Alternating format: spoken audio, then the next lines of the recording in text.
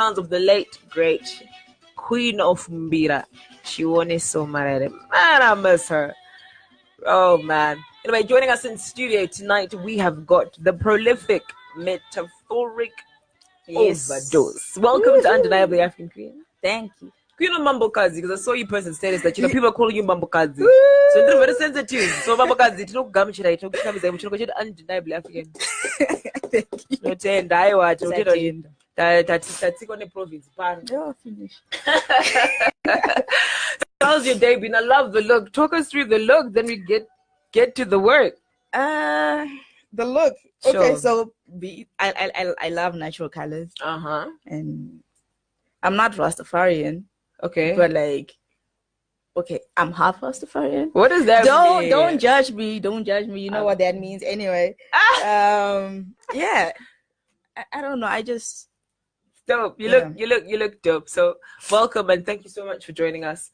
I first experienced. The thing is, there's a difference. You see people perform, you hear people recite, and then you experience people. Yeah. So I experienced Metaphoric Overdose at the Pieces for Peace event that was hosted by Haifa, Kivos, and Threes Africa at National Gallery. Nothing prepared me for that. So, before we get into your work and the experience that you're going to give our viewers, who is Metaphoric Overdose? First of all, let's start there. Okay.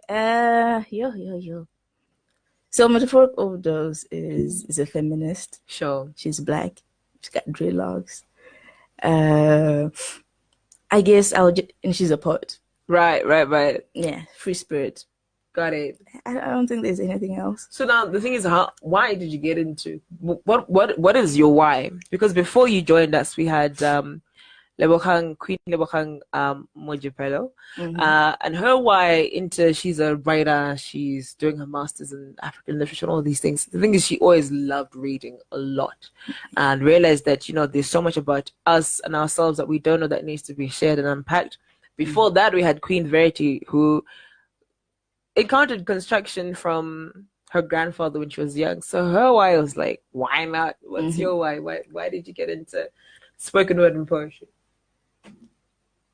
I would like to think it just bumped into me. Sure. Because what happened, I think it's a funny story actually. So high school, and I used to listen to hip hop a lot. Sure. Nicki Minaj. I know now she's but back in the day she was dope. She was dope. Hardcore. Yeah. So I was always memorizing lines and all of that. And so I had a rap phase. Right. Yeah, when I was writing raps, silly ones though.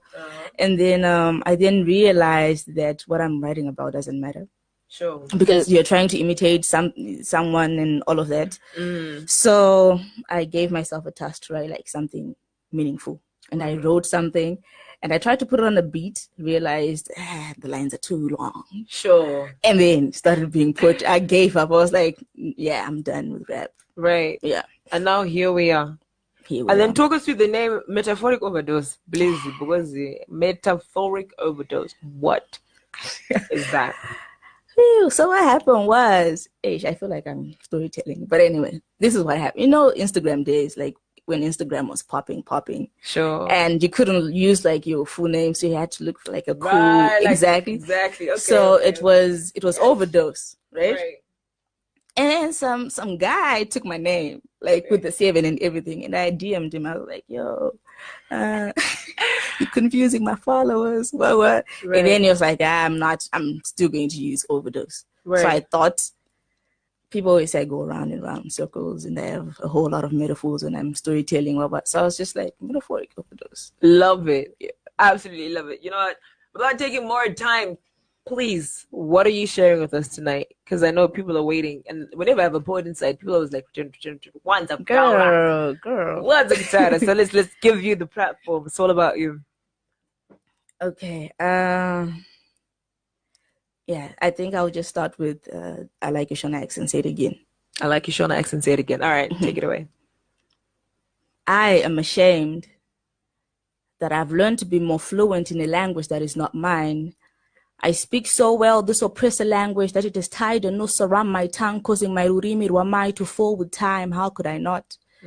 My people have mistaken good English for good IQ. You have laughed at my pronunciation enough times for me to think that the Shona accent behind my English is a virus that needs to be eradicated. I like a Shona accent. Say it again. Say it again. I like the way you say my name, Crystal. No, it's Crystal. There's an L at the end, but don't worry about it. For efficiency's sake, you can call me Chris or Chrissy. The struggle has been hard from the get-go. My dad had to tell the neighbors to call me by my Shona name instead because Danny was way better than Kitty. I like a Shona accent. Say it again. See, the missionaries came from lands beyond oceans with a book full of the names they would give us, and slowly our forefathers began replacing our native names with English ones. So Chamanuka turned into Charles, Padamoya turned into Primrose, Dambuza turned into Emerson. Recognize these kids know all these proverbs, but the only L that's simply known to them is pet.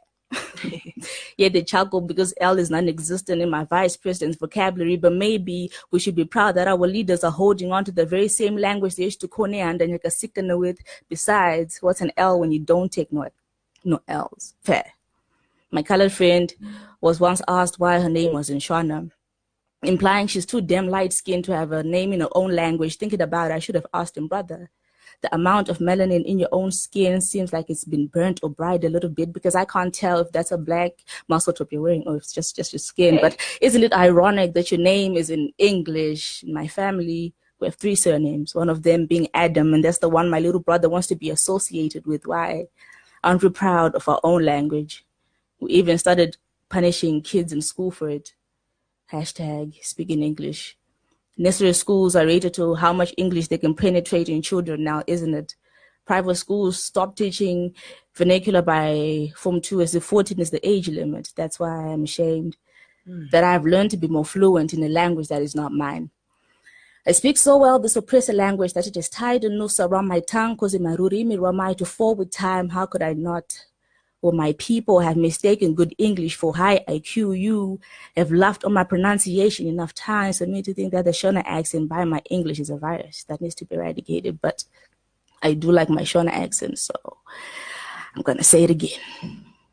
Hey. So, first of all, are we having enough conversations? First of all, right? Yeah. But thank you for that piece. And as a young woman who is using her gift as armor to sharpen minds, amongst your crew or the people that you hang around with, what are you guys talking about? It's always about the economy. Sure. And just trying to get this bag. Secure the bag. You know? Everybody's trying to secure the bag. And artists being artists. You know how artists are. Music, it's usually me. We're talking music. Sure. Yeah, and that's yes. It. And how we're overlooked sometimes. That's true. But speaking of being overlooked, in the segment before you, we were talking about how appreciation of literary arts, literature, poetry is evolving, where it's not everybody who's going to go buy a book. True. What I love most about your work is the bite-sized chunks that you give us on Instagram. How is your work being received as you recite and also virtually using your social media platforms? I would say it's all right. I won't say I have a huge following. You're so humble. Are you kidding me? Please don't find right. Are you serious? Yeah. I don't have a huge following. Really?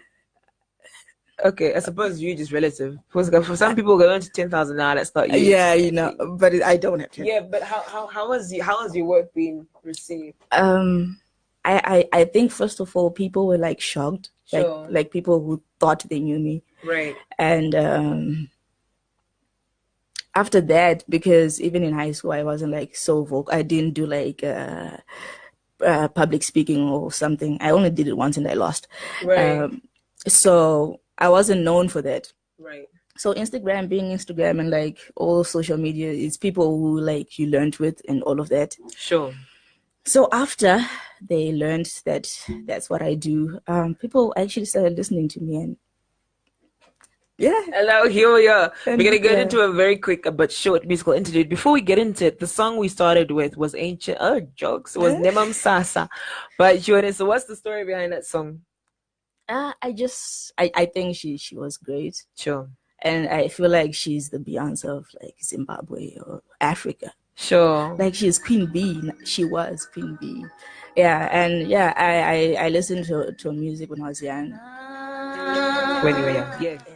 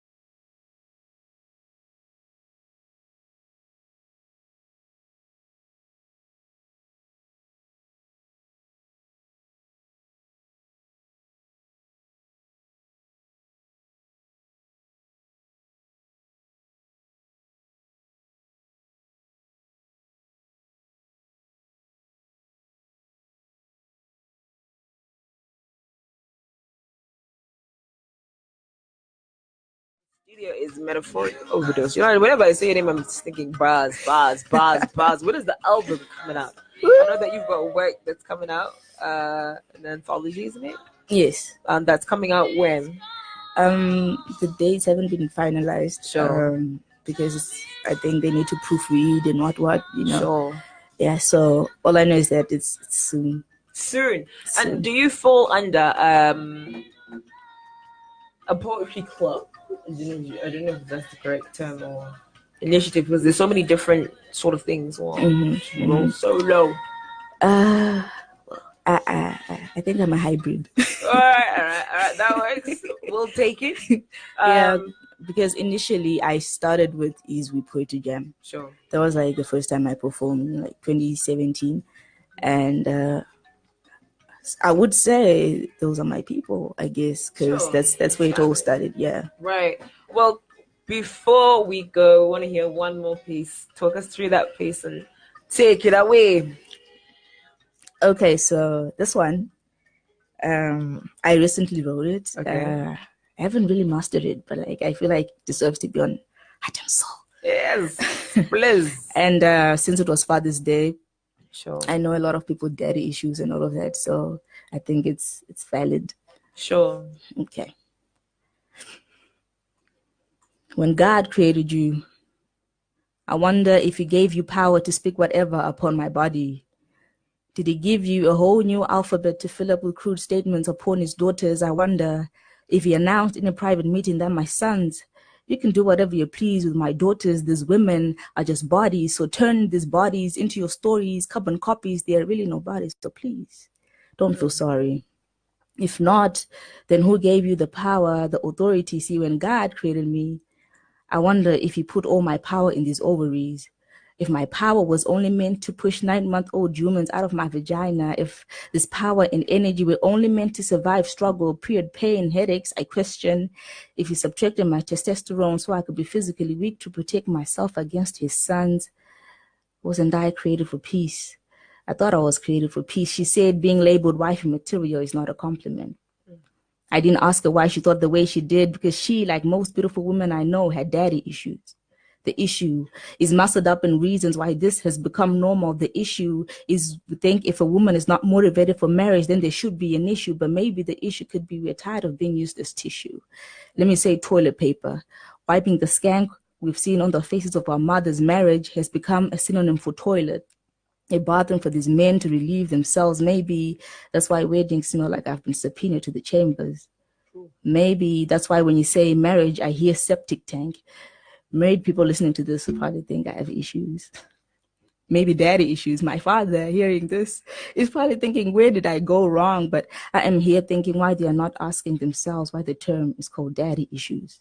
My peace is not fluid. She said being labeled wifey material is not a compliment. I didn't ask her why she thought the way she did. I recalled canteen conversations, saloon gossip, relief society rumors, bridal shower, hashtag kitchen party advice. I recalled her first marriage. The second, I recalled my colleague asking me if weed could give her enough high to forget how low she's been. I recall bathroom tears on her cheeks. I recall my grandma's prayers. I recall her testimony on the stand affirming that if I was awake, maybe, just maybe, I could have saved her. I remember the judge saying he wasn't guilty. I remember the wife next door and how well she had gotten used to the MMA fighter of a husband she never knew existed. I remember her saying, it's not worth it. That after 5 years, she's still on a therapist's first level of healing. And I'm thinking, I wonder if he knew women died forbidden fruits than be heard by his sons. I'm thinking if there's ever to be peace in this world, it will have to start in the womb, because I learned what love is in my mother's womb. So peace is spelled W-O-M-B. Peace is a synonym for we. If you were to ask me about peace, I'll tell you there will be no peace until every woman is free. There is no peace until every woman is free. Yeah. Golly. Queen, we really have to wrap it up. Okay. It's gone beyond time. Mm-hmm. But where can people experience you? I would encourage people to just follow me and they will see everything that's happening. Sure. Yeah, I love easy. that. That's Metaphoric Ove7dose. But again, you can't come on radio, especially this show. Okay. And not give a shout out. Okay. Who would you like to give a special shout out to? Okay. Because people were like, yo. Okay. So shout out to my little sister Ashley, because she's always helping me mastering my poems. Sure. Shout out to my fam.